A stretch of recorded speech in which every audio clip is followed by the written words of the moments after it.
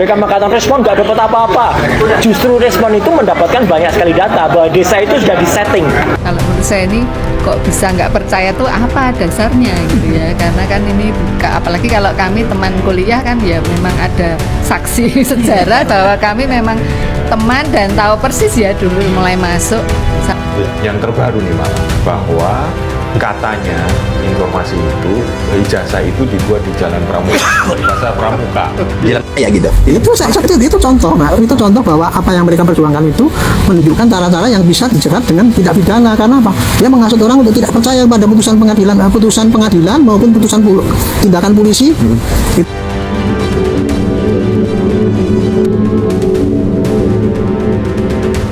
Mereka mengatakan respon nggak dapat apa-apa.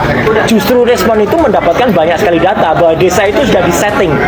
Karena apa? Karena kan sebelumnya diinformasikan KKN itu tahun 83 kata Barreskrim.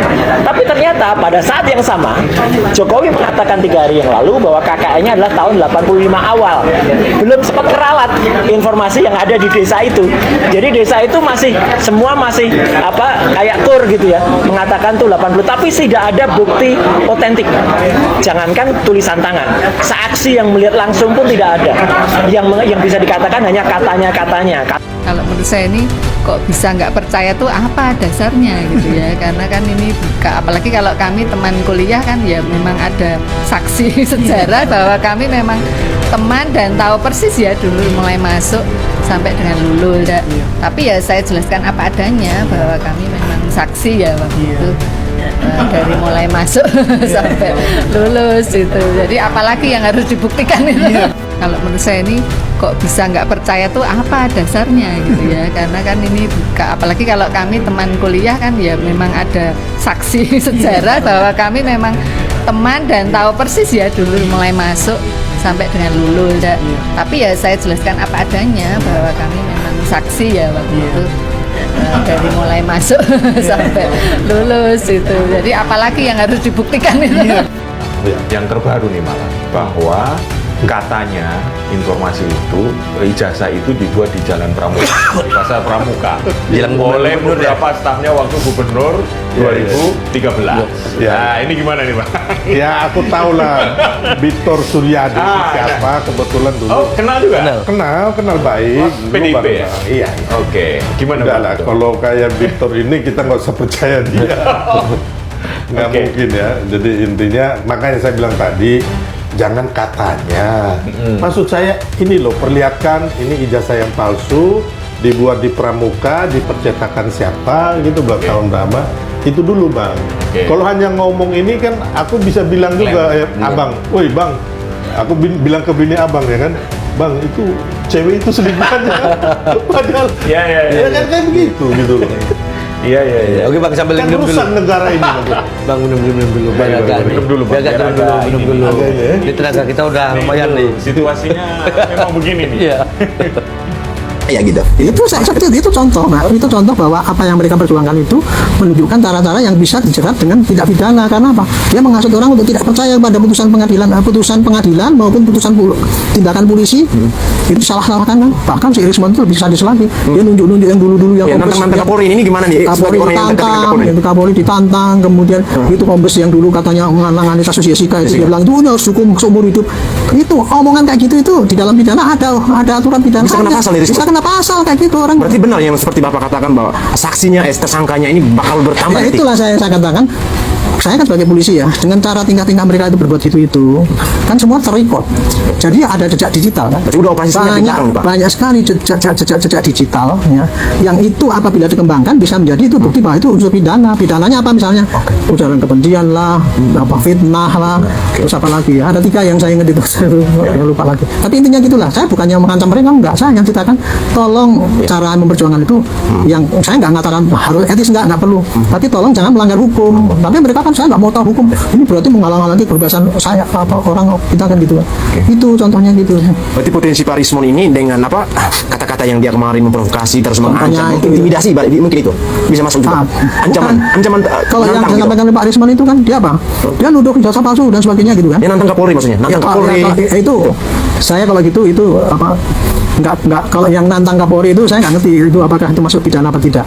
Karena itu hanya omong apa seorang jagoan nantang boleh saja, silakan aja. Tapi ada paruh ini. Tapi kalau menuduh, menuduh ini Kapolri brengsek ini. Nah itu yang namanya bisa melakukan dia ujaran kebencian ataupun apa pencemaran apa kan gitu. Kalau sampai dia menuduh yang gitu, contoh kepala lapor yang dia itu apa memanipulasi kan gitu kan, itu kasusnya Jessica itu kan gitu. Nah, itu bisa dia katakan itu memfitnah kan itu, karena memang kenyataannya nggak bisa belum dibuktikan kan gitu. Contohnya kayak gitu. Jadi di belakang kasus-kasus ini karena tadinya itu dari pihak sana itu cara memperjuangkan bukti-bukti itu diumbar di sosial media dan ada jejak-jejak digital, yang itu jejak-jejak digital itu adalah jejak digital untuk menunjukkan bahwa adanya suatu ujaran kebencian, provokasi, fitnah dan sebagainya itu.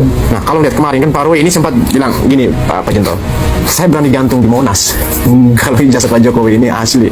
Dan ada orang, ada bohir, ada orang yang membiayai di belakang proyek ini. Ini saya yakin Pak Jenderal ini sudah melakukan operasi senyap ini. Kira-kira apa nih informasinya gitu dengan tantangan Pak Roy ini? Artinya kan ketika bicara seperti itu ada marah baris ngomong gimana? Dia ngomong gimana? Saya berani gantung, siap gantung di Monas. Saya siap digantung di Monas kalau memang saya dibiayai gitu. Ya, kalau memang proyek ijazah itu dibiayai gitu. Dia membantah apa? Ya, sumpah-sumpah kayak gitu ya itu boleh saja cara dia untuk mempertahankan bahwa dia itu jujur kan. Itu hak orang. Yang gitu. Tapi omongan itu nanti risikonya bukan pada kita, tapi pada Tuhan. Itu aja. Itu biar dia bertanggung jawab pada Tuhannya sendiri, nggak usah ngajak-ngajak orang lain untuk membuktikan dia itu benar apa tidak. Karena bagi saya itu sumpah seperti itu nggak ada kaitannya dengan urusan-urusan yang terjadi di lapangan ini gitu. Kalau saya yang urusan yang terjadi di lapangan ini adalah gara-gara tadi ada tuduhan salah liar, saya katakan ya, liar di media sehingga menimbulkan justru ada tidak pidana di situ melawan daripada yang mau membuktikan secara hukum. Nah ini kan sudah lapor ke hukum, sudah ditindaklanjuti kan gitu kan, sudah hukumnya itu sudah mulai dari pengadilan di Sleman sudah diputus, tetap itu dibantah kan gitu kan, terus kemudian dilaporkan Barreskrim sudah dihentikan, tetap dibantah lagi, terus sudah diambilkan apa sampel dari kamar, dibilang itu spongkel gamanya dengan ini kan gitu kan. Nah ini yang terakhir nih Pak Jenderal, melihat ada koran kedaulatan rakyat yang menjadi salah satu bukti instrumen untuk mendukung bahwa ijazah Pak Jokowi asli ketika kemarin di TV Baris Polri menampilkan gitu. Salam Horas, Ismon Hasiolan Sianipar ini lagaknya seorang detektif ya. Dia ini tidak percaya kalau Pak Jokowi itu pernah KKN. Jadi dia datang ke desa Kedoyan. Nah, di mana itu ya? Tempat Pak Jokowi KKN. Jadi dia itu tidak mendapat jawaban yang dia inginkan karena memang Pak Jokowi itu KKN di sana. Kemudian ada statement juga dari Roy Suryo bahwa desa Kedoyan itu adanya di 2007. Jadi mereka ini kan asal ngomong aja tanpa fakta dan bukti yang nyata. Padahal sekdes dari desa Kedoyan itu menyatakan bahwa desa Kedoyan itu sudah ada sejak tahun 1954. Jadi jauh sekali 2007 ke 1954. Ini orang yang benar-benar pekok ya, dan sayangnya juga dipercaya oleh orang pembenci dari Jokowi. Jadi sekarang ini mereka ini sudah sangat-sangat mentok. Jadi kalau dulu mereka itu gencar menyatakan bahwa ijazah Pak Jokowi itu palsu, dari UGM sudah menyatakan bahwa itu memang benar, mentok ya. Kemudian menyatakan bahwa skripsi Pak Jokowi itu tidak benar. Mereka menyatakan Roy Suryo itu ya dengan pasti saya memegang asli, padahal dia tidak memegang data-data dokumen yang disebarluaskan di platform media sosial manapun. Itu adalah kepunyaan dari Joshua Sinendela yang melaksanakan, yang melakukan